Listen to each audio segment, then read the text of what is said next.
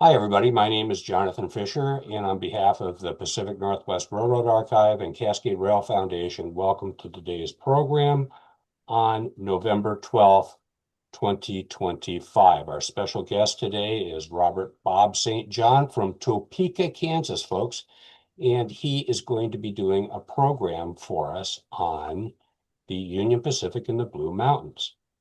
November 26th will be our next program. We're already almost to the end of the season here. It's unbelievable.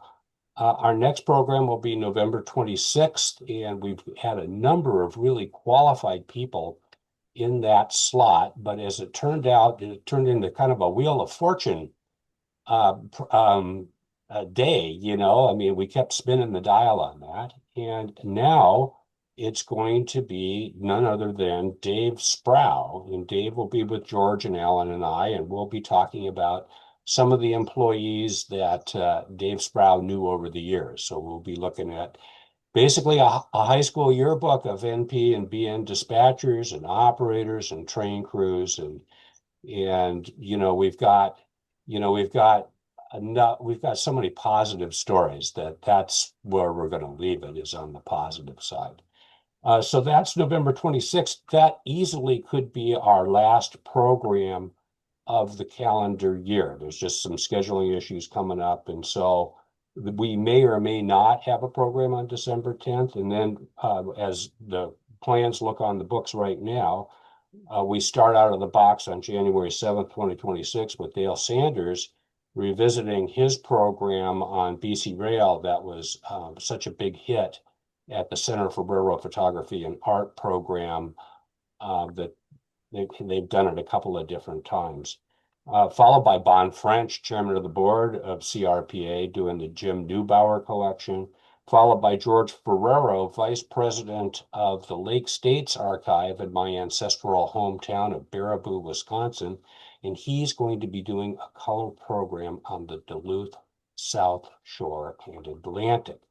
So first, before we go any further, I just have a quick word from our sponsor.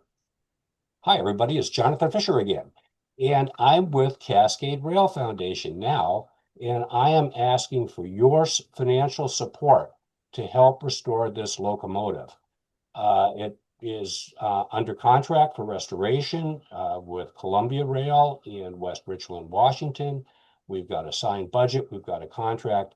All we need to do at this point is raise the remaining money, and we'll have this done. So visit if this is interesting to you. Some people it's not, I understand. But what I'm really looking for is small donations. So there you go, because I need to be able to show grantors that we've really, in fact, got a groundswell of support for this project. So that was my ad. You guys have to live through that. You have to live through it until I raise the rest of the money, just so that you know. And then seemed like I had one other item before I kick this thing off, but whatever it is, it's just going to have to wait to the post-game show. Oh, I know what it was. Oh, very important. Thank you, Brain, for kicking in. I want to have a special thanks and sincere to Byron Osborne and all of the members of the Boeing Employees Model Railroad Club. You guys hosted an absolutely fantastic swap meet last Saturday at the Kent Center. Like, you guys, how many years have you done that program now, Byron? 35. 35. Turn your volume up a little bit. Yeah. So yeah, 35 years. And I thought it was a pretty good crowd. There was a lot of action in the morning, and our Cascade Rail Foundation booth was busy all day long. So It was a good show. We had a good time. Got the chance to see a lot of friends show up that we sometimes only see once a year. that's right. Recording in progress. Something going on. Hang on here. I well, I think we know what the problem is there. I might be getting some feedback on somebody who could be logged in more than once. So on that happy note, I want to get this program going. It's already 5 minutes after the hour. Boom, boom, boom. Um, so what I'd like our audience to do is I'd like our audience to turn your cameras off and mute your audio. And that way we can make sure we can save as much bandwidth as possible for the program. We've got a big audience today. And on that happy note, I am going to do the same thing. I know that's a relief to many of you. And so with that in mind, I'm going to turn it over to our speaker, Robert St. John and Bob St. John, and ask Bob to take it away. All right. Well, thank you, Jonathan. Let me see if I can hit all the appropriate buttons here.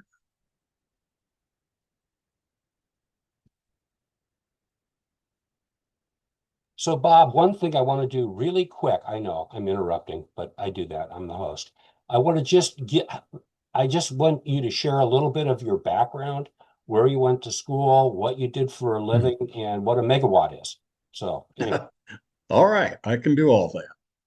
Well, I went to college actually at the University of Kansas, about halfway between Topeka and Kansas City, in a little place called Lawrence, Kansas, you may have heard of. They don't play much football, but they do have a pretty good basketball team. So that they are fairly well known for that.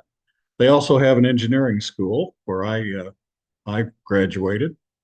I spent pretty much my whole career uh, building power lines. I made the mistake of graduating from college right into the middle of the recession in 1974, and decided I would try working for the local electric utility company for a year or two, see how I liked it. And about 36 and a half years later, I retired from there. Still do some consulting work from time to time. Found out it's a pretty interesting way to make a living. No 2 days are generally ever the same. So anyway, with that, I got started, as mentioned in the little synopsis on the screen when you signed in. I kind of got interested in trains, riding passenger trains in and out of Chicago. We lived when I was a kid outside of Chicago, so we made day trips into the city for trips to the museum and ball games and that sort of thing.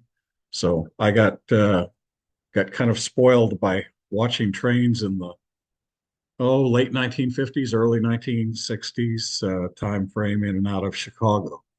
So my interest kind of went dormant for a few years and then revived again after I was out of college. Had a little bit more time and so on to indulge my hobbies. So anyway, this program today will be kind of a couple of looks into Union Pacific's operation in the Blue Mountains of northeastern Oregon. What you see here is a system map of the Union Pacific circa 1945. Um, the lines to the Pacific Northwest took off from the overland route a little bit west of Green River, Wyoming, at a place called Granger. Went up through across southern Idaho and then northeastern Oregon, along the Columbia to Portland and up to Seattle. Look at all those branch lines that were operated by UP and in the Pacific Northwest in the mid 1940s. And then compare that to a more recent map. This is circa 2020, I'm sorry.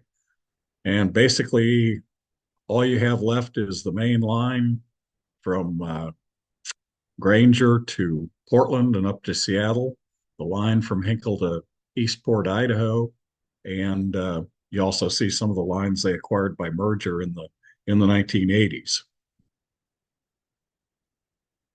The reason for my trip to your part of the world in the couple of summers ago, Union Pacific Historical Society, with which I've belonged to for, I don't know, 30 plus years now, 35 years approximately, had their annual convention in the Tri-Cities of Portland, Kennewick, Pasco, Washington.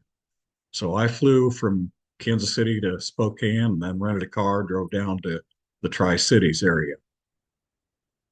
This map kind of illustrates the the territory in Northeast Oregon that UP covers pretty much basically up through here. Here's La Grande, over the Blues, down through Pendleton, on to Hinkle, which is over in this area.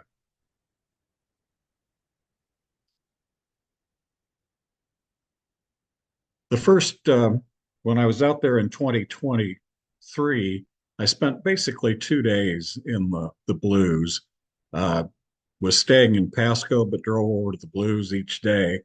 And the first day, I pretty much spent the day timetable east of La Grande, which mostly actually in a southerly direction from La Grande. Here's kind of the same territory with the mountains overlaid. You can see that the line east of La Grande, which kind of runs this way, and then down through North Powder and Haines and on towards Huntington, kind of runs through the river valley there. Didn't really have access to track charts and all that, so I kind of made an attempt to make my own. And you can see here, basically, this is the territory from Meacham on the west to Haines on the east. Of course, the steep grade, Camila down to Motanic and so on. Pretty flat across the valley east of La Grande over towards Haines, except for right around Telecasset, where there's a bit more gradient. So anyway, the first day I was there, which was Sunday, July 16th, I ran across this westbound along Old Highway 30 east of Haines, Oregon, manifest freight. And talking about DPUs, as some people were earlier, this was using a single DPU on the rear. Caught back up to him at the 4th Street crossing in Haines, Oregon. If you notice, there's the DPU of an eastbound in the siding there at the far left in this photo. We'll see more of that in just a little bit. There's the going away view.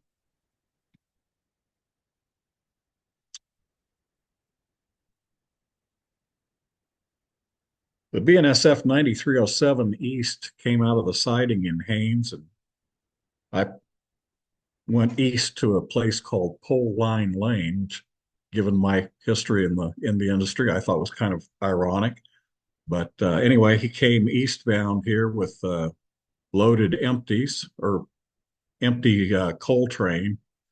I suspect, I don't really know, maybe some of you guys do know, but I suspect maybe this might have been empties coming back from the mine or from the power plant at Boardman, Oregon. But if anybody knows for sure, feel free to jump in. Jumping in. Go ahead. Yeah, so the coal trains that went to Boardman, we received from the BNSF or MRL at Spokane, and we brought it down the Washy, the air subdivision, to Hinkle, and then an extra crew would climb on there and take it out to siding called Castle, and then the industrial lead that branched off there went up to the coal mine or the coal plant, and it was about 11 miles and started around the loop, and then they started the dumping process, which at the best of times would be about 4.5 hours. So that train you show there, maybe it was a BNSF detour, or I don't know, something else, or maybe there was a reason that it came westbound on UP. It's hard to say. That was in 2023, so I was long gone by then. All right. Thank you, George. Hey, I neglected to mention, George worked this territory, and I've asked him to jump in whenever it's appropriate because a lot of what I'm going to say about operations, I'm speculating based on what I could see. George lived it. So, George, thanks for jumping in. You bet. Yeah, I followed the 6158 west back to the top of Telecasset Hill. The Telecasset's basically at the top of the river valley between the North Powder and Grand Ronde river valleys. Here you can see the remains of the Y, which was in steam days at least used to turn helper engines. There's the hand throw switch to the Y. And here comes the 6158 west up the hill almost to the top of Telecasset. I'd like to make a note about the Y there. Sure. So before they kind of closed part of it down, the tail track of the Y connected to the line for the Big Creek and Telecasset Railroad, which is a kind of a logging and mining operation that went over to Medical Springs. And there's some photos in it in a book called Rails and Derails by Eldridge Huffman. And he shows the Heisler engine that they used on the Big Creek and Telecasset number 5, a 3-truck Heisler. So lots of interesting stuff there. And that's not a very steep grade there, about 0.82% westbound, and the eastbound grade is 1.5. All right. Thank you, George. Yep. There he is, basically cresting the top.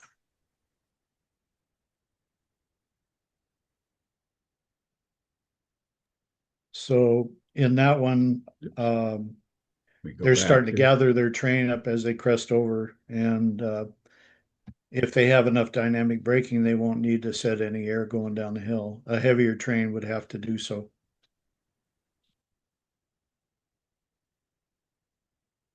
All right. Well, like I said earlier, Telecasset is about right in this vicinity here. Oops. See it so you can maybe see it a little better. It's right in this vicinity here, and I followed him downhill towards LeGrand. Sometime during the 90s and down to a place called Sago before they enter that Powder River Canyon right there. So it's about 3 or 4 miles long, the double track from West Telecasset. Okay. Well, the UP dispatcher lined the 6158 West into the siding at Crooks so that an uphill eastbound train could hold the main. I could see them, up kind of on the side of the hill here as I was driving the road, and the railroad is at some distance apart there, but I could see them passing each other up on the hill as I was dropping downhill towards the road kind of comes back to the railroad at the west end of the Crooks siding here. Here comes the 6158 back out of the siding at the west end of Crooks.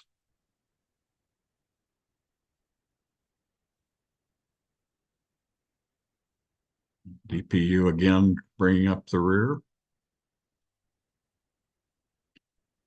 Was the 6631 on doing DPU duties this particular day. Kind of from the east end of the yard at LeGrand. Note over the top of the locomotives there, the division office building, former passenger station. To the left of that, you can see some of the commercial buildings in downtown LeGrand there.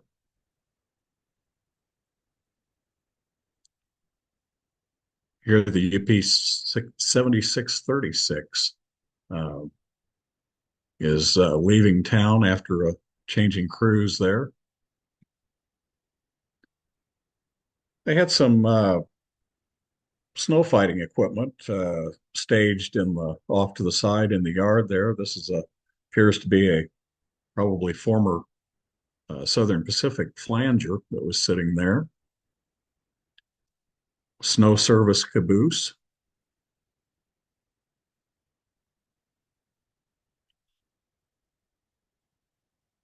I was kind of interested by these guys. Looks like a ballast regulator that's been fitted with some plows to allow it to probably plow yard tracks and such. Still has the regulator on the rear of it and a V plow as well.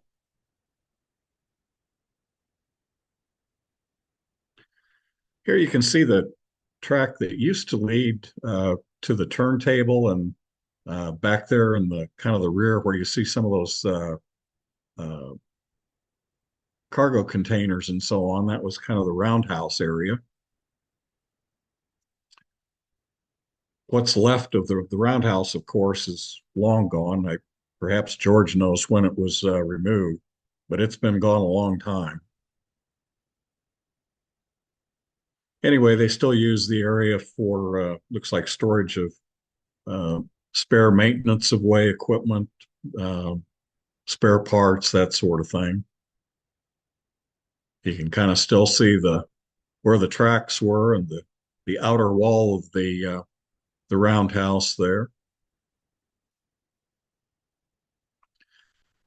At some point, I'm guessing maybe in the 1920s or thereabouts, UP added a couple of stalls at the west end of the roundhouse, uh, probably when they introduced larger articulated locomotives in service on the Oregon Division.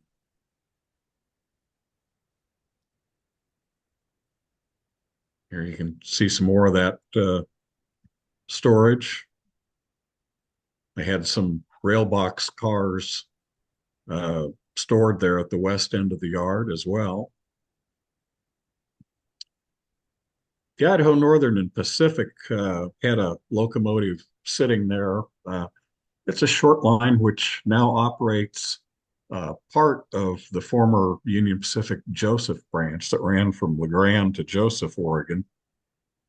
The Idaho Northern and Pacific operates the portion of the Joseph branch from Grande up to Elgin. And north of Elgin, the Wallowa Union Railroad operates the line from Elgin over kind of around a big U-shaped deal to get around some of the mountains to get to Joseph, Oregon. The line beyond about milepost 47 of the Joseph branch is currently inactive. There used to be a lumber mill or something similar in Joseph, which shut down some years ago. But the Wallowa Union still does operate both freight service and excursion passenger train. They operate the Eagle Cap excursion train from Elgin up into the canyon there a ways. In fact, that was one of the activities that we participated in when we were there for the UP Historical Society convention in July of 2023. So the Grande UP Passenger Station, Division Office Building. This station was originally designed by the architect Gilbert Stanley Underwood. It was one of about 20 some stations that Mr. Underwood designed for the Union Pacific, including, by the way, both the passenger station here in Topeka, Kansas, and the one at Marysville, Kansas. The station was added to the National Register of Historic Places in September of 2001.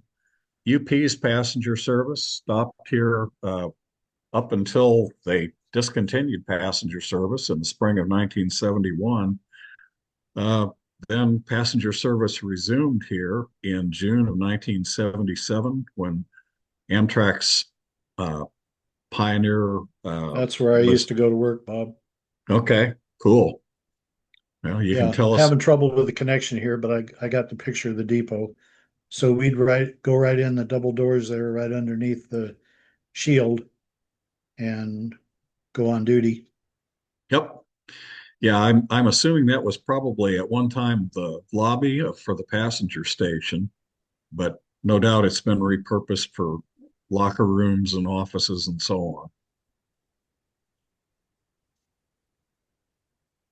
You can kind of see some of the architectural uh, details there at the west end of the building, the UP shield and so on. Here, the UP 6021 East eases to a stop. They're getting ready to change crews. There's the entrance George was talking about. I wasn't sure how tetchy they were about people photoing their buildings, so I made my photos from a distance across the street. It's the east end of the building. That same shield there above uh, the archway is replicated on the east end and west end of the UP passenger station here in Topeka as well. Um, they were built, I think, about the same time in the 1920s. The one here in Topeka in 1927. So some of the same details, obviously.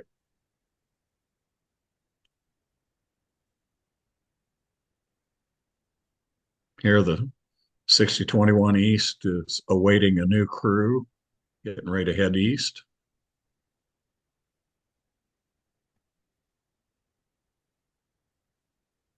Okay, well, here is basically the second day then of the uh, my time in the blues in 2023. I started at the west end of the Grande division at Hinkle and followed them basically east. Here you can see kind of the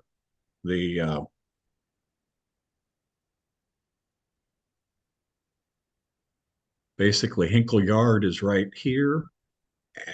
Well, I didn't mean to do that.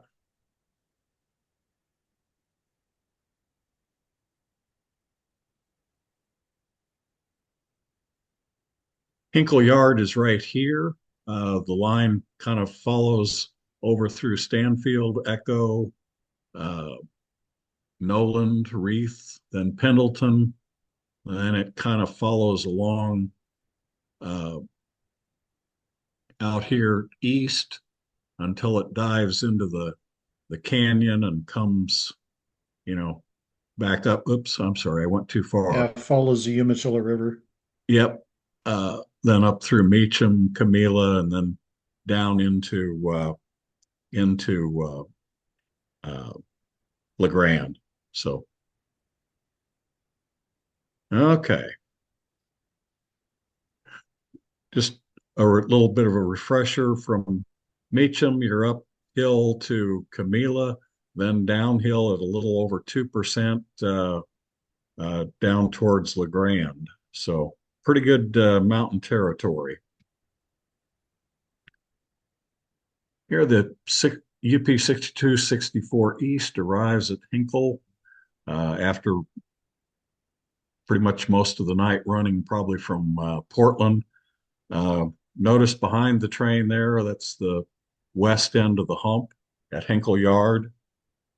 I'm told just from reading stuff on train orders and that sort of thing that apparently when UP closed the hump yard at Hinkle a few years ago, that there have been some operational issues as a result. Things don't maybe move quite as smoothly as maybe some of their operations planner had predicted. So perhaps some of you know more about that than I do. The pull down into the yard there. I think that water tower in the background there probably dates from the steam era. He pulled down to, I believe that's the fuel pad, isn't it, George? Looks like anyway. Stopped there for crew change and so on.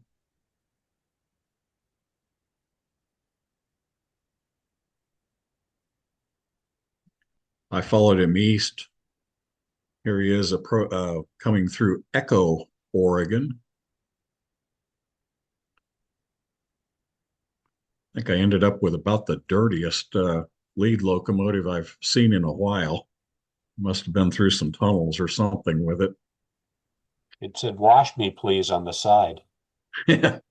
Might as well have. He was running fast enough along the river valley here that I was following along on old US Highway 30, which those of you that are familiar with that road, it's an old two-lane, nothing like the freeways. So anyway, he was able to outrun me at least for a while. I followed him on into Pendleton and stopped and got some gas and something cold to drink, and then I headed uphill to Meacham and caught up to him there at this is kind of the east end of Meacham where he comes up out of the Meacham River Canyon.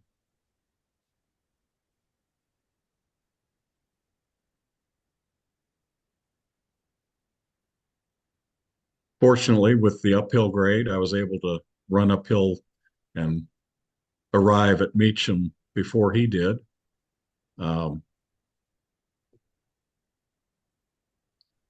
Notice here the siding between the two main tracks, the center siding here.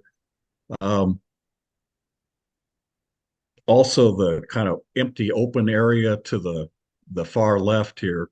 At one time there was a Y at the top of the Blue Mountain summit here at Camila that was used for turning snow fighting equipment and helper engines and that sort of thing. If you look at aerial photos of this area, even today, you can see the footprint of the Y, even though the trackage is all gone. You drop downhill on towards Nordine.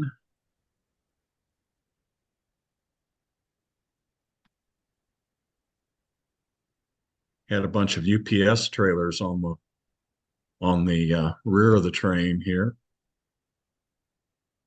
And I decided to wait a bit at the east end of Nordine and kind of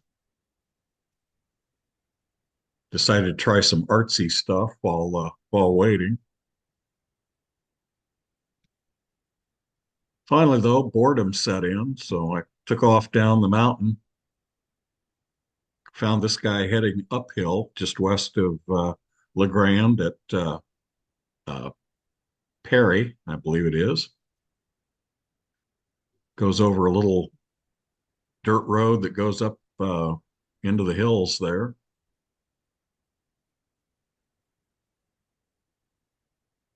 Caught him a little further west, coming into Hillgard.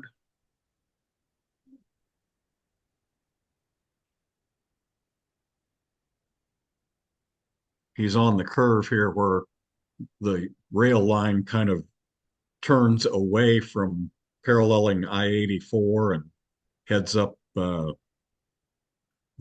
canyon.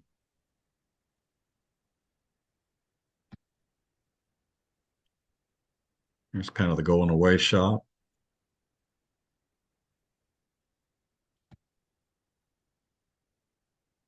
I think they call that dirt road there to the left, or blacktop, I guess, actually.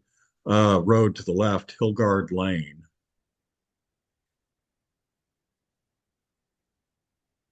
This is just east of Motanic. Easy place to get to. Seen lots of photos taken from this location. It's right off the interstate. There's a side road there that used to be part of old US 30.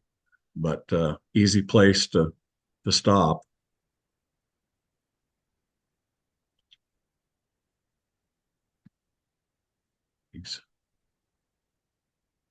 And he went under the bridge and headed on up towards Camila. Here, the 5617 West is on to the two main tracks at kind of the east end of Camila. He's still heading uphill here. Popped out into the daylight a little better.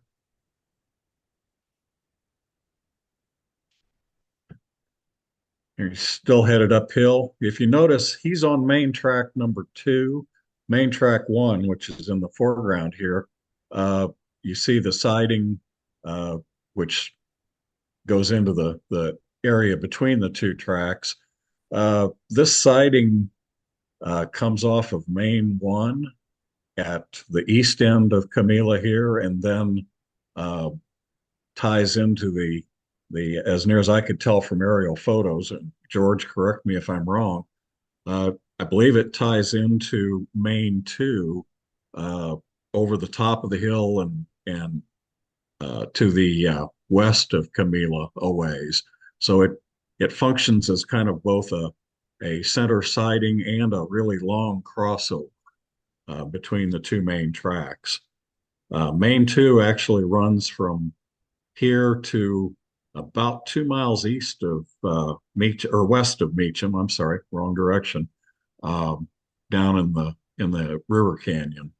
So they've got quite a bit of flexibility right here at the top of the blues as to how they handle traffic. Here's a little bit further on. If you look carefully at the right-hand side of the photo, UP 6756 East has just come over the crest of the blues and is about to meet the 5617 West. Here he comes down the hill.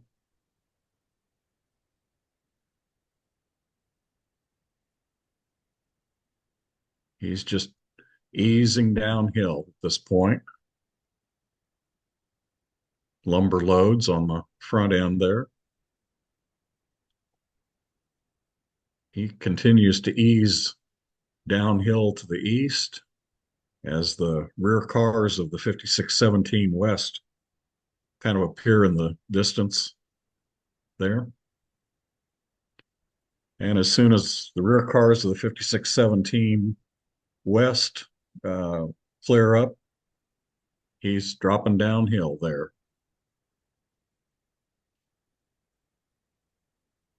Here, the 6756 East is dropping downhill around the curves towards Nordine.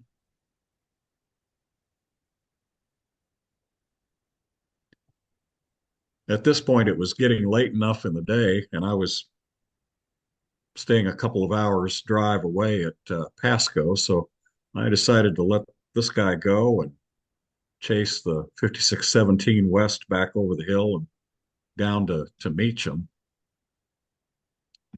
Got a little more than I bargained for. Made it back to Meacham, and before the 5617 West arrived, I was standing there at the crossing waiting, and lo and behold, this guy came roaring up out of the canyon around the curve and into to Meacham here.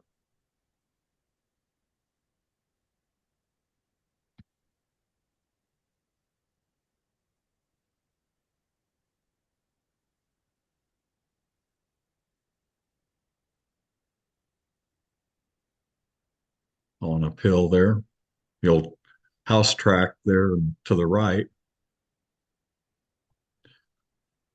And I mentioned, since I worked in the electric utility industry for 40 some years, I couldn't resist a shot of these two loads.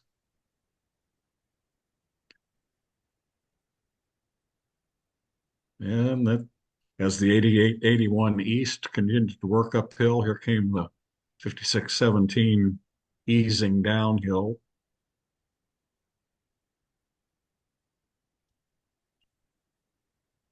There's a DPU on the eastbound train with the 5617 coming to a stop on the main two in the distance there.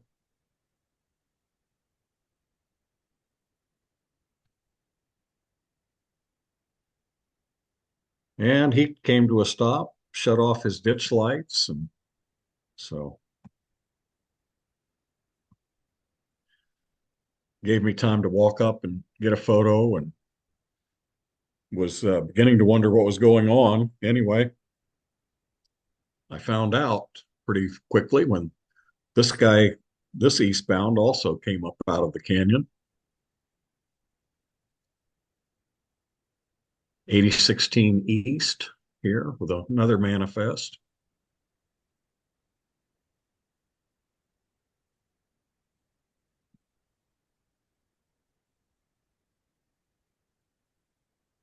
About to pass each other here.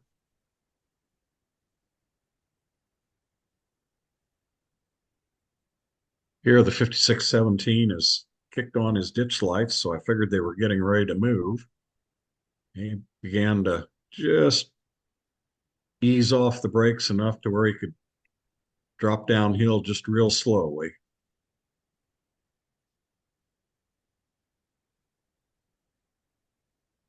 Approaching the crossing here. Well, these guys will have a couple of more hours probably before they are off duty at Hinkle. The eastbound, of course, will change crews at La Grande. So now with that from the recent past, let's go back a few years, about 37 to be exact. In the spring of 1986, some of you may remember there was a big gathering of steam engines in Vancouver, Washington, or I'm sorry, Vancouver, British Columbia, called Steam Expo 86. And they were originally going to have the UP 8444 doublehead out or run out to Portland, then doublehead with the SP 4449 back east to Hinkle, up through Spokane, up into Canada, and over the Canadian Rockies down into Vancouver. Well, that part of the whole thing fell through. At the time, there was speculation that Canadian Pacific found some bridges that they weren't confident would handle the two big 484s. So anyway, that part of it got scrapped. I had already set up to attend, so I went ahead and did so, and ended up spending some time here in the Blues in Oregon. This photo of the 3478 East was taken just east of La Grande. This is in the river valley east of La Grande. At this time, the double stack containers were kind of a new thing, so I thought I was pretty fortunate to catch a photo of this particular eastbound. That's Note a the long difference. tree. Yeah, it is just east of La Grande. What, 3 or 4 miles, George? Something like Let's that. see, that's CPN 295, so about 4 miles east of La Grande. Yeah. End of double track. Yep. Notice a lot of difference between the 2023 versions of what you see in the 1986. SD40s were very prevalent at that time. And this particular train had a GE C30-7, I think it as the second unit. All standard cabs, no wide cabs. Practically all searchlight type signals. So lots and lots of changes. 2 SD60s in the rear of the consist there. Yep. You'll see a little bit more of them in a minute. Uh, on my way east, I came across Amtrak number 25, the Pioneer. It was working its way downhill between Telecasset and Crooks siding. Um, this was during the period of time when the Pioneer was running. Typically ran with behind the single F40 there was a diner, a couple of coaches, and one sleeper. I actually rode that train from uh, Denver to, well, actually Salt Lake City to Portland once and enjoyed it very much. That location is called Pile Canyon. Okay. I will make a note of that. So he's stopping out right now at Telecasset. And at the time of this photo, Telecasset was still a siding rather than a west switch being the end of two main tracks, ETC, and the other end being Sago. Okay. Yeah, he's just almost to the top of the hill eastbound at Telecasset.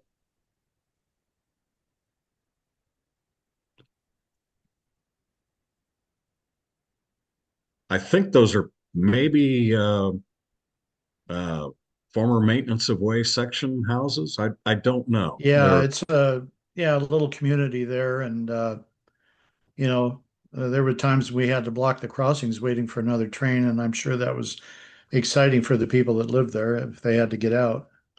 yep. And as George said, this the in 1986 the SD60s were a pretty new thing, and there were a couple of them on this particular train. What month of '86 was this? This was May of '86, Okay, May 11th or 12th.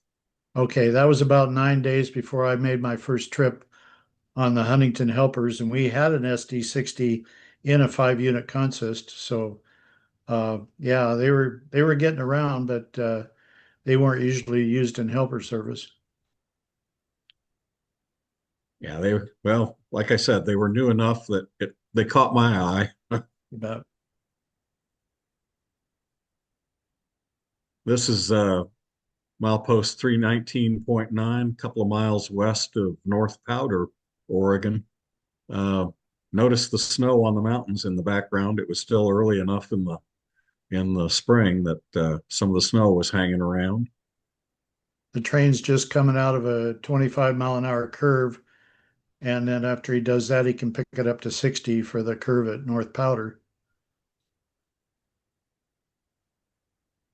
Downhill at this point, correct? Eastbound? Uh, no, actually, he's on a rise of elevation. When you're going westbound through North Powder, you're in dynamic braking, and so when you're going really fast, then you go ahead and add some air to your dynamics, and that'll get your train slowed down for the 25-mile-an-hour curve. But after on the eastbounds, after going through the 60-mile-an-hour curve, you're up to 70 if your train is not restricted to a slower speed, all the way till Baker. Okay. So across through Haynes and so on, you'd be, Right, Haynes and Wing, and then Baker, and then partway through Baker, you got to be down to 50. gotcha. I believe this is over east of Haynes a ways.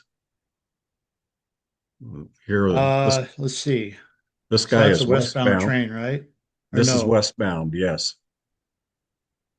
Yeah, that's a westbound train. Looks like. Yeah, I Yeah, that almost should be thought, the west end of Baker. yeah. Here we're back to Haynes, passing the grain elevator, feed mill, whatever, in Haynes.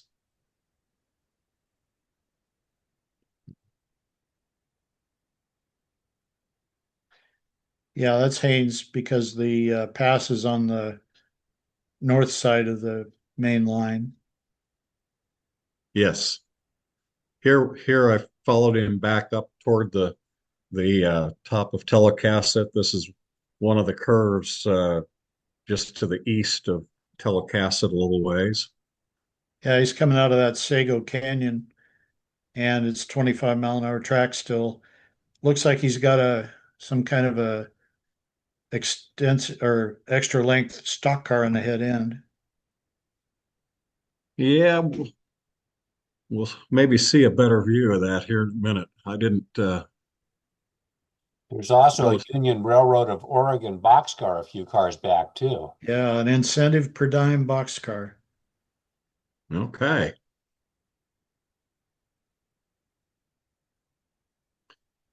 Here's passing the Y at Telecasset again. You see that object on the the right side of the cab there ahead of the engineer's window? It's kind of aluminum looking. Yeah, Yeah, Okay, sits on top of the running board there. yeah. right. So for a while, the UP experimented with having the crew put their grips in that box there so that they weren't a stumbling hazard in the cab because everybody put their grip in the cab and it was the floor space wasn't very wide, so it created a stumbling hazard. And you see obviously some outfit equipment there on the west leg of the Y. Yes. That might be the PCHK because that train was usually heavy with chip traffic from Idaho. Okay. See And the chips back there? Yeah. yep, yep, right on the curve. I think I'm correct, aren't I, George? The jointed rail track in the foreground is probably the passing track there. Yeah, that's the pass. So the Y comes off the main line with a set of electric lock switches. So you can't Right, just go over and throw the switch. You have to run a time lock, but you can only do that by authority of the dispatcher. right.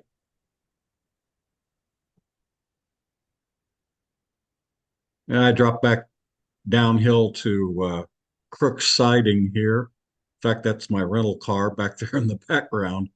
Uh, Found the 3761 East approaching the west switch there at Crook's. He'll hold the main for a meet with the 5617 West.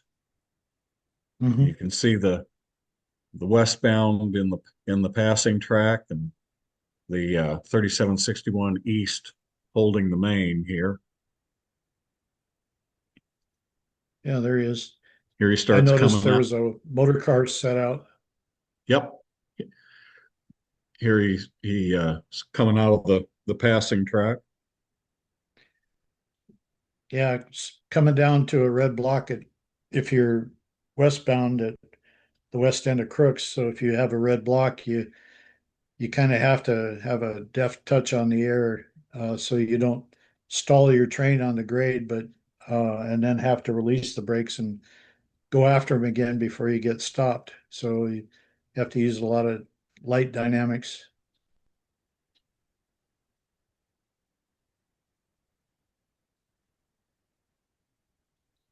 Here, this is I went back up to the top of the hill at Camila, and here Amtrak 364 was eastbound with train number 26, just passing some of the little community of buildings. I don't know, I think there's a beer joint or something up there at Camila.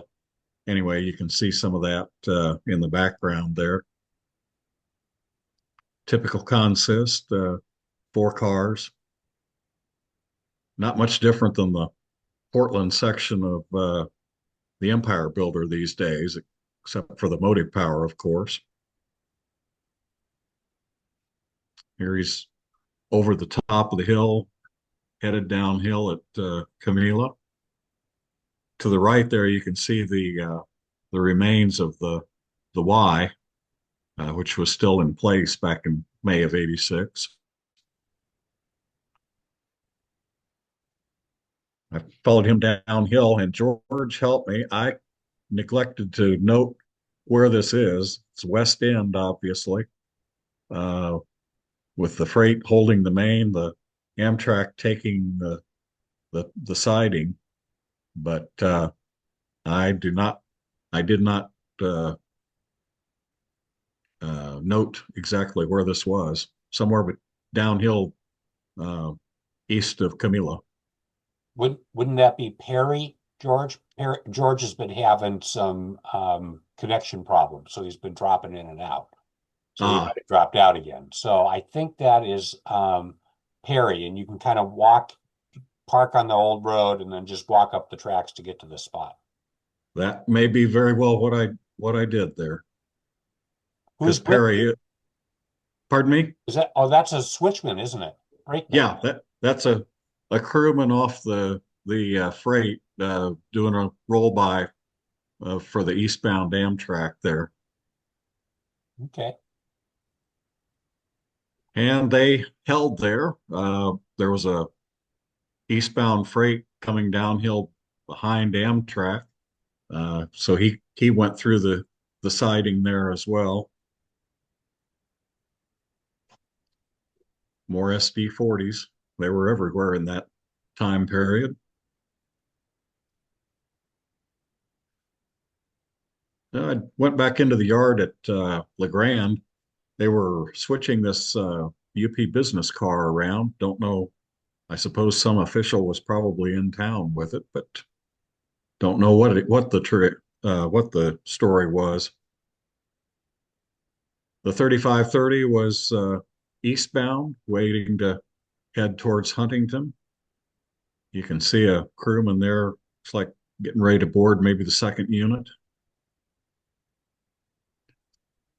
While I was down at that end of the yard, the 3403 West arrived in town. They'll be stopping just a block or two west of here for a crew change.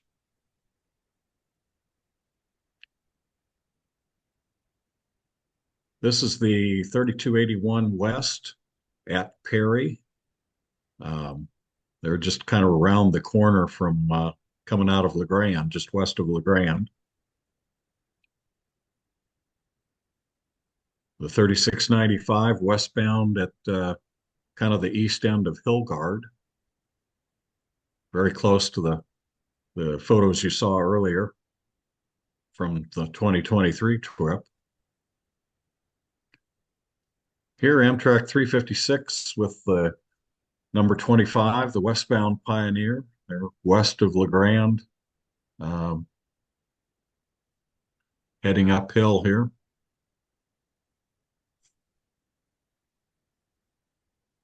It's a little further up the hill there.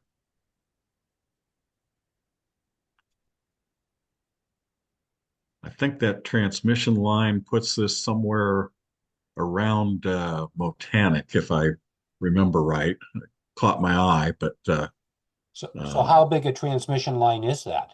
Do you have any idea? oh, judging from the length of the insulator strings, I would guess it's probably 161,000 volts. If you can hear me, Bob, is that coming out of the Meacham Canyon? Uh, no, that is uphill west of Grande, uh, probably between Grande and uh, Motanic somewhere.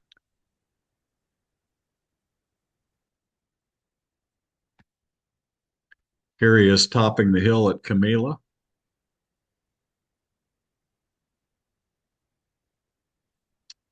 And then dropping down through Meacham.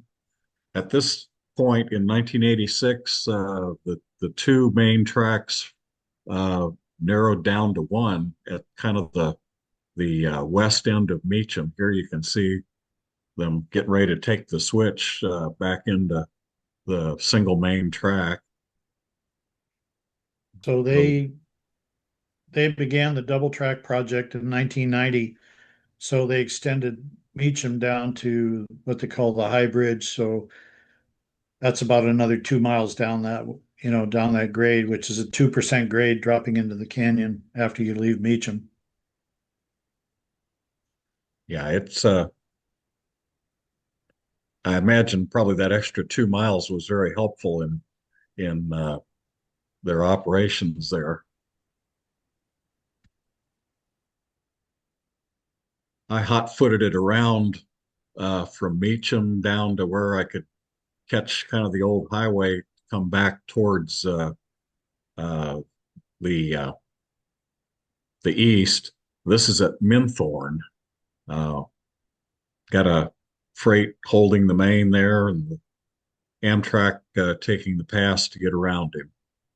There's just to back up just for 1 second, George, I just wanted to point out there is see that about the third car back, it looks like it's cylindrical.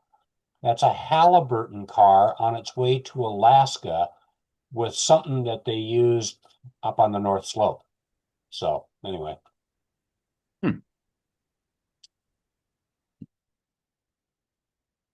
Okay, after Amtrak got by, the 3581 East came on up the hill past the signal cabin there at the east end of Minthorn.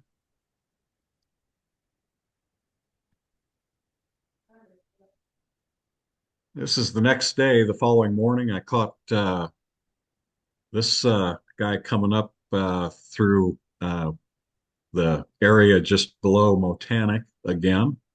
Um, these units were uh, delivered to or ordered, actually, I guess, by the Missouri Pacific just prior to the merger in the early mid 80s. So they were ended up being delivered in UP colors, but were lettered for Missouri Pacific. I remember reading at the time in, I don't know, Pacific Rail News or something like that, that UP was testing them in this part of the country to be able to kind of see how they performed at higher altitudes than any of the old Missouri Pacific territory. Here they are approaching the top of the hill at Camila and over the top and starting down.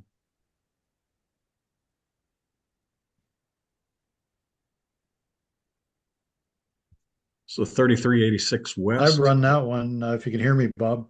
Yes, go ahead, George. Yeah, this I believe is, if my notes and recollections are correct, I think this is in the vicinity of Hillgard. This is a westbound. Here you can see. Yeah, that's that location's called Glover. Were you on the bridge there, just above the main line? I was, let me back up. Oops. Yeah, I was there. This is just below Motanic. Yeah, and now I'm looking at Camila. Yeah, Yeah, this that's is, yeah, that's what's called Glover. They have there's I-84 and then there's a road that you take an exit and go up Spring Creek on a yep, side road to meet or to Camila. yeah. I think that's the old US 30, if I have my history correct. Yeah, it's old US 30, and that lead motor, I've got several pictures of it myself when I take my camera to work. I have some pictures of it at Oxman. And then when they made those UP locomotives, they would mix the UP Gothic lettering on the side of the locomotive, but the road numbers would still be in the North Little Rock style. Interesting. Yep.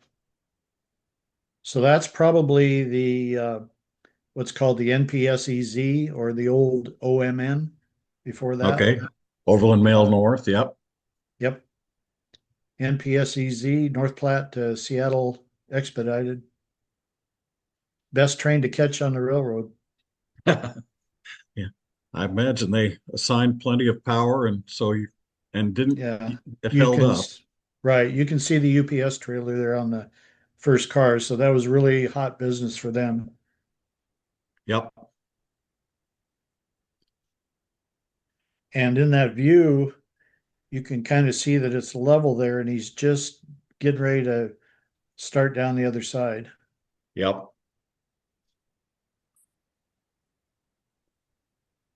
Here we're back down, I believe this 3386 West is around Hillgard somewhere, if I've got my locations close.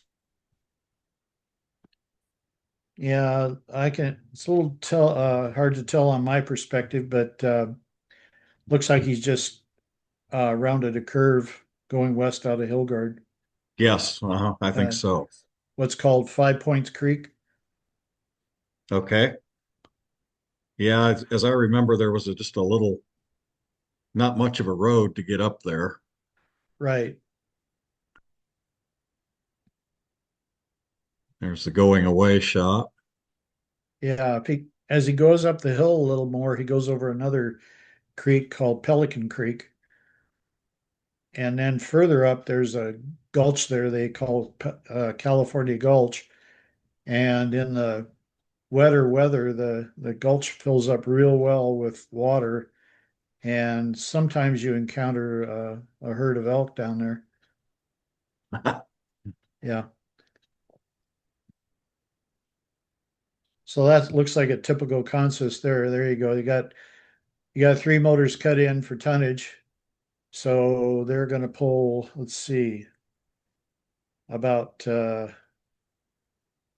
about 3,000 tons behind those units, since you're cutting in for 2/3 of the tonnage rating. Yeah. As I SD, as go ahead. as I remember, this helper set was cut in approximately 2/3 of the way back in the train. Yeah. The tonnage rating for SD40s on that hill was 1582 with a 62-15 gear ratio.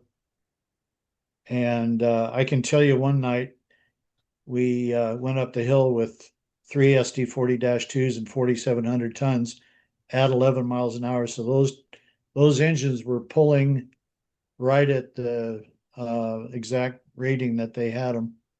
But you could smell the traction motors getting really hot. Yeah, that sounds like a good way to degrade the life of the motors. Oh, I've had a few incidents with that too. So I know Yep. what you mean. Yeah. Turbo explosions and things like that. Yep.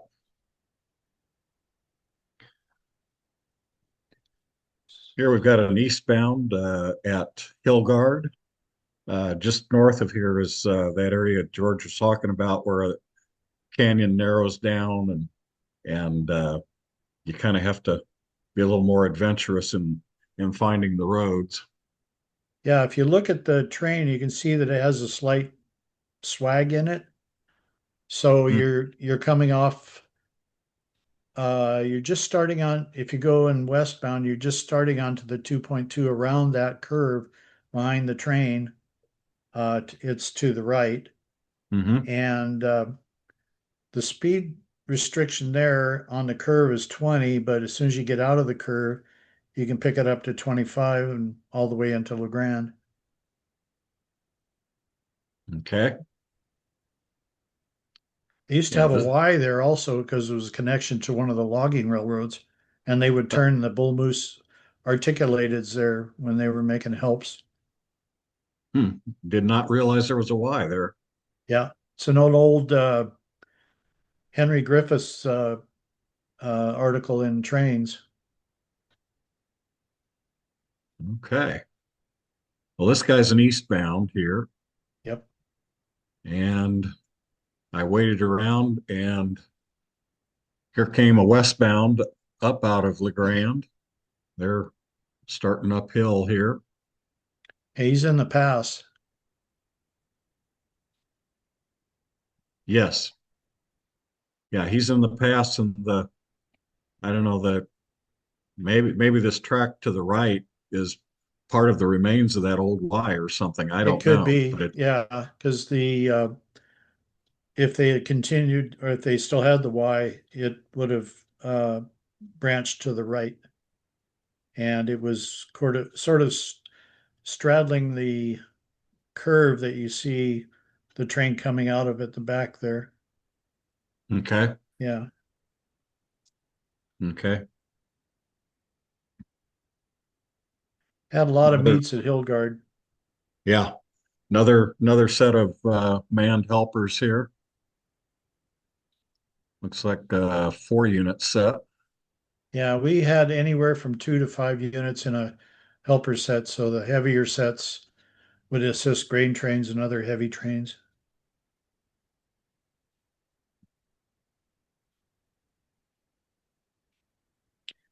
You can see that that's post-merger because they got a Western Pacific gone in the consist there.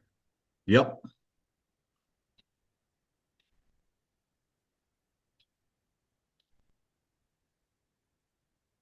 Here we're back to the bridge just below Motanic again. Yeah, now that's a better gives the viewers a better angle there to see how that works. So uh, where the train is back there around the curve, that's where that California Gulch is. And you're taking the picture from the little old road overpass there. Right. Yeah. Is that a Boeing car or something like that on the front? I couldn't really tell. It's Like a some kind of a fuselage large, car or something? yeah, it's got the metal bulkheads fore and aft, and maybe it is a section of fuselage that they were Yeah. shipping out there. I don't know.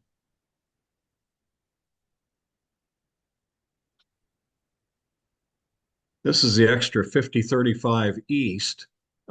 These were pretty much brand new SD50s, also lettered for Missouri Pacific.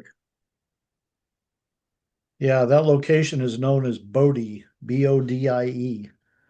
And it's not a station on the timetable, but it's just something that we refer to if a dispatcher asked where we were. But it's between Nordine and Motanic. Okay. And that's also a lap block.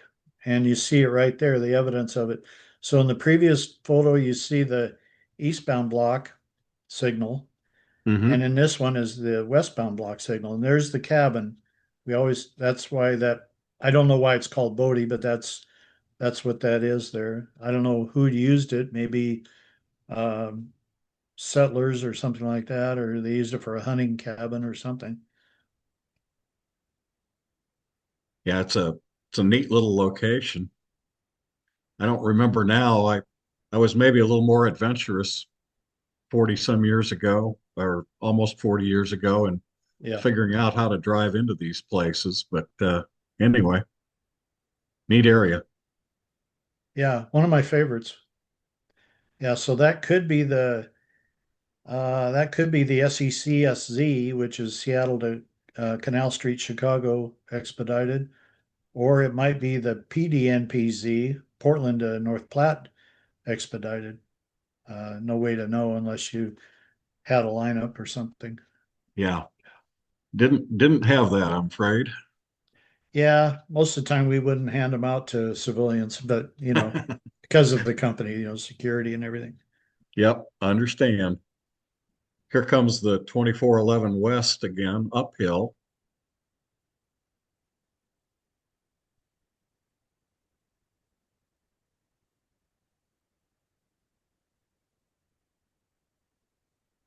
Helper set and still working uphill here.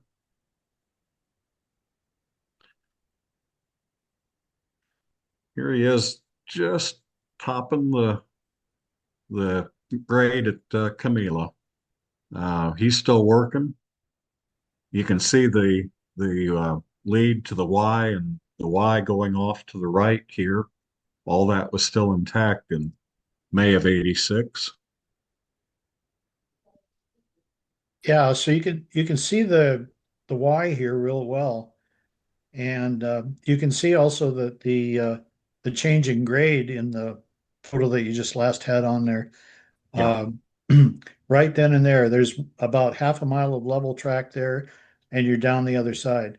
So you have the switch that came off the hand throw switch. It came off main number two, and then this switch shows you going on to the west leg of the Y to the right, and then to the what would be the north leg of the Y to the left, and then in the background you can barely see evidence of the east leg of the Y. And that Y continues down the hill just a little bit, enough for about 2 or 3 units. And if you go around the right leg of the Y, which would be the west leg, the tail track has room for about maybe 3 units. But I think all of that is gone now. it is gone. Yeah. I looked when I was there 2 years ago and confirmed it with aerial photos. It's all gone now. I had a Missouri Pacific road foreman riding with me one time, and just as we broke over the hill like that eastbound, he just about jumped out of the seat. He goes, "My God, I can't handle that grade." But I said, "It's okay. We'll take care of it." Yeah, you can tell here the manned helpers are still working hard to lift the roughly the rear third of the train up and over the hill. Right. So the special instructions provide that the trains, as they top out, do so at 5 miles per hour less than the maximum authorized speed there. So this guy, when he gets up to 15, has to hold back because the maximum speed there is 20, but he has to prepare the train to be gathered up, and by the time the train tops over and starts shoving him down the hill, he's not supposed to be more than 20 miles an hour. So he has to really modulate the throttle. And by this time, he's probably setting some air just to get the shoes warmed up so that they have a good grip when he gets over the top. Okay. And he would what go to dynamics about the time he starts down Yeah. the So on the other west side, side. he's depending on how long the train is, he's slacking off the throttle. So he was in run eight, and he'll gradually drop a notch at a time, and he'll do that as he watches the speedometer. So when it picks up, he lessens the throttle and continues to do so until he's got some air set. And then by the time the helper, in this case, gets his part of the train shoved over, and the lead engineer can feel the train starting to slap him in the back with the slack running in. And by the time all the slack is in from the train totally being over the top, he should still be at 20 miles an hour. Occasionally, you'll get him to start running away a little bit, but you got to keep your train under control and you can't panic, so I did okay. Sometimes it would want to pick up a bit, but most of the time it was fine. Would well, I've can't say I've ever ridden or tried to think about train handling in mountainous territory like this. So Yeah. I appreciate your insights. Actually, this territory is easier to run than it was for me in Texas, because in Texas they had hogbacks. So part of your train would be on a grade and part of your train would be in a depression. So for me, I had to maintain a light throttle and feel the train stretching and bunching over several little summits. Challenging territory. Yep. Even more fun in the wintertime. I'm sure. Yeah, it was warm enough when I was there that even though it was chilly in the morning, I didn't really imagine that they would be too concerned about, freezing airlines and that sort of thing. Yeah, one night we were at Meacham, it's 47 below. So that'll give you a little idea of how cold it can get. Yep. Yeah, you can tell they're still working. Yeah, they won't be. They're still pulling a lot of train there, so they won't be shutting down much until they're at least over the crest on the other side, and then Hmm. you know, and they'll also be watching their speedometers so that they don't shove on him too hard to cause a runaway, Right. which was the problem with the slaves because of the uh, sometimes it was a maintenance issue, but a lot of times it was a continuity issue. And so you'd shut off your power at the head end and be in dynamics, and the slaves would still be shoving you in run eight. So the only choice you had was when you got too fast, you just had to put the train in emergency, and then you'd have to tie handbrakes and recharge the train and check the continuity on your uh, RCS units to see if you get to go again. Otherwise, you might have to get a manager up there to help you out with checking your RCS units. So sounds like that could t end up eating up several hours. So this is where I had a DPU train break in three.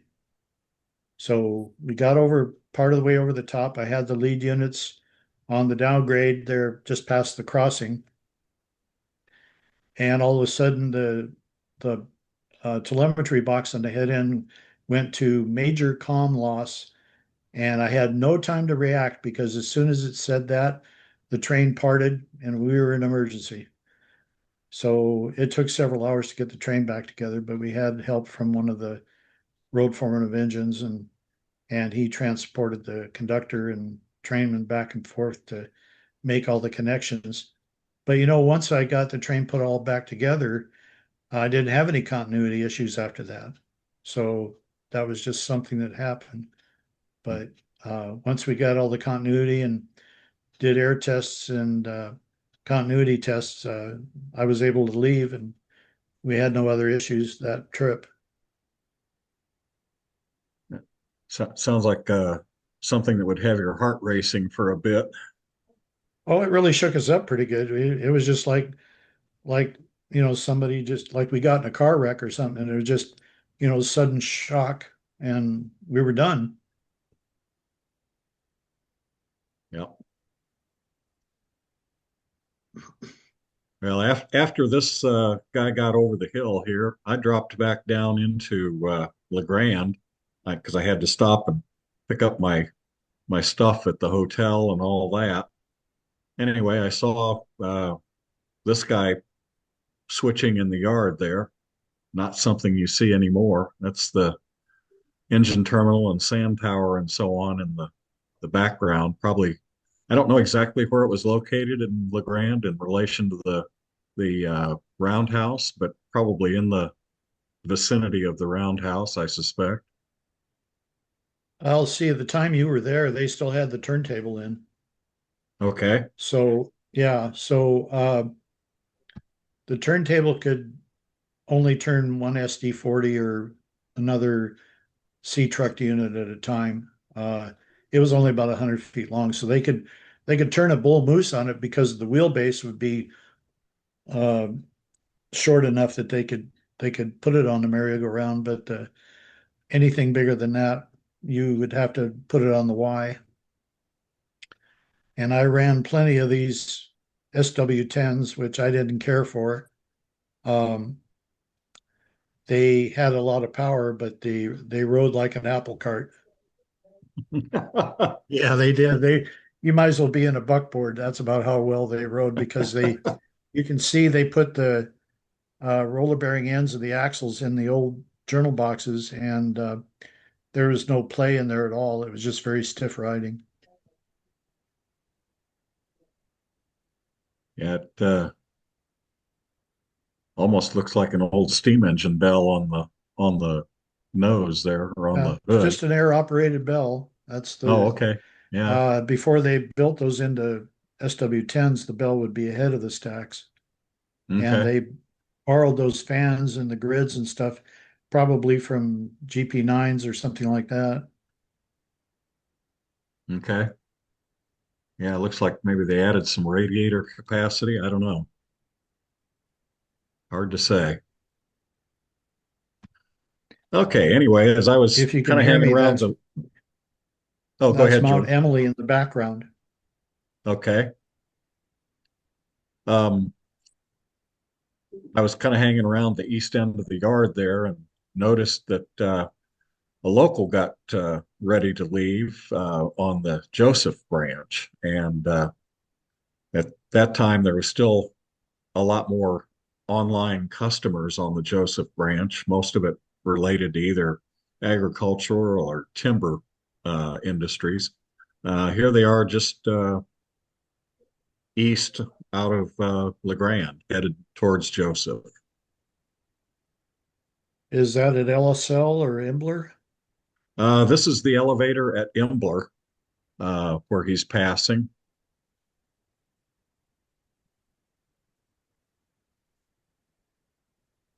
This is at, I think, about milepost 11 or something like that on the Joseph branch.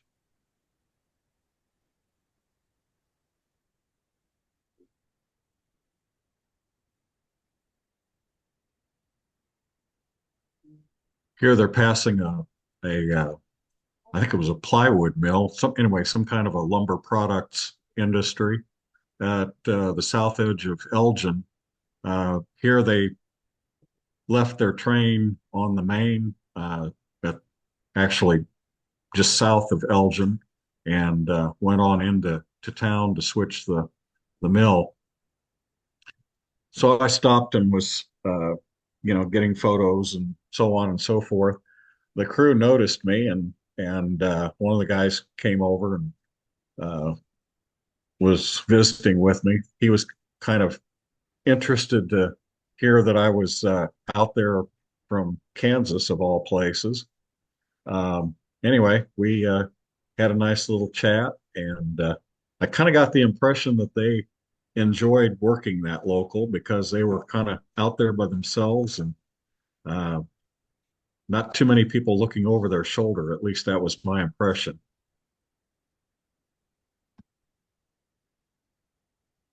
There's the old depot at Elgin late in the day there. And that's the end of my little sojourn in 1986 in the blues. Thanks for riding along. All right. Well, Bob, thank you very much. And I was looking at all those photos and just remembering when I was a kid up in the Blue Mountains of Oregon. So that was very, very nice. A very nice program. Yeah, I think everybody enjoyed that. One of the questions that I would obviously have to ask is, do you have pictures of the Union Pacific elsewhere? I do. Um, Various places. Uh, I didn't, wasn't really part of this program, but I Right. spent time at Wallowa, Yeah. Washington. Right. Yeah. Uh, Honolulu. Yeah. Spent part of a day there when I was out there in 2023. Made a trip up the Washi a ways. Yeah. What about Uh, like around where you live? Do you have stuff like in Kansas? oh, sure. Yeah. That might be an interesting program for our audience as well. Yeah. You know, I just a thought for future reference. Okay. Yeah. Well, I have if you're interested in UP stuff, I have well, from the late 70s till the mid 90s, I uh, rode a lot of their steam excursions, Sherman Hill, the 844, the 3985, uh, the 4014 around here in more recent times. So, yeah. Yeah. Well, we'll talk about that for a future presentation because, 2026 is around the corner and, hopefully you've had a fun time today and we can invite you back for a future program. So, Well, I would enjoy doing so. I hope that you all enjoyed the presentation. It was fun seeing, particularly the 1986 stuff. oh I yeah. haven't haven't dug through that in a while. Um, So yes, that was very, very nice. And Joel McCurry has his hand up. Joel is very patient. So Joel McCurry, Cary, North Carolina, go ahead, please. So, in 1997, May of 1997, my wife was graduating from college, and for her graduation gift, she wanted to ride the train.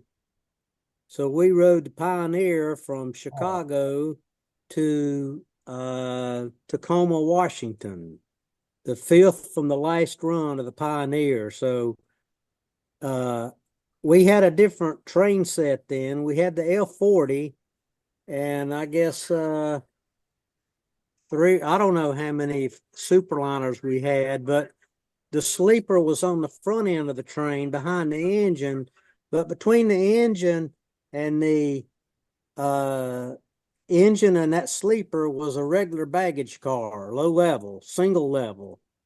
And that prevented me from staying in my sleeper compartment, because I had to stand in front of that window and look out over that engine the whole trip.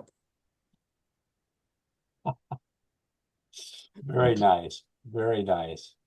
yeah, it was I know that the one trip I made from Salt Lake to Portland, I enjoyed very much. Unfortunately, a good bit of it from Salt Lake to, I don't know, somewhere in Idaho, I suppose, was at night.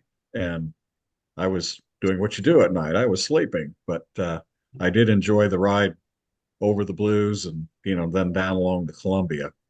Yeah, I think up to about Boise's when it got daylight. Yep, that's probably about right. Sounds right. George Hardy, you're out of your car now, and so I just wanted to just quick check with you. Any thoughts on today's program, George? Very good. It brought back some memories of the late mid to late 70s when I played a part in Union Pacific between Portland and the Idaho border primarily, and lived through some of the events that George was just similar events that George was describing. Because every time there was an issue with the slaves, I got a call and we had to look into it and quiz management as to what was going on. And some of my guys were out there, and I included, rode some of those trains just to see what was going on. So we had a chance to see the operation over the Blue Mountains, not as frequently as George, but enough to it brought back a lot of memories. And then maybe for another time, I've had a couple of business card trips, so there's a lot of stories goes along with that stuff. But Yeah. So we're getting towards the bottom of the hour here, and we should probably, bring all the fun and games to an end for another bi-weekly session of Pacific Northwest Railroad Archive / Cascade Rail Foundation program. Do I have anything more from today's audience before I move towards adjournment? I hope George could do a program on remote units, is the comment. And there was another question, and I don't know if anybody knows when those MOPAC SD50s arrived. Was that right around the time of the merger? There was a question in the chat earlier. I think it was just right after the merger, because like the GE units that you saw, they too were ordered pre-merger but delivered in UP colors. So mid 80s would be a pretty good guess. Okay. And another comment from the chat. Yes, we would like to see the Union Pacific in Kansas, Bob. So Okay. Well, yeah, I will. we'll have to talk about that.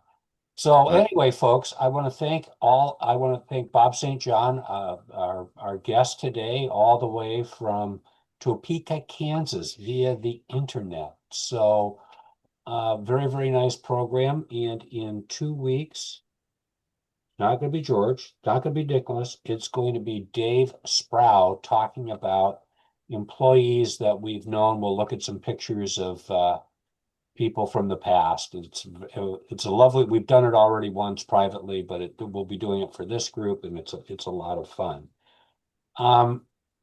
So, and thank you to my co-host and cohort, George Foster. George, it's always a pleasure working with you on programs like this. And, between Bob's play-by-play and George's color commentary, I thought we got pretty good idea of what was going on today. So, George, thank you very much. It added a John, lot.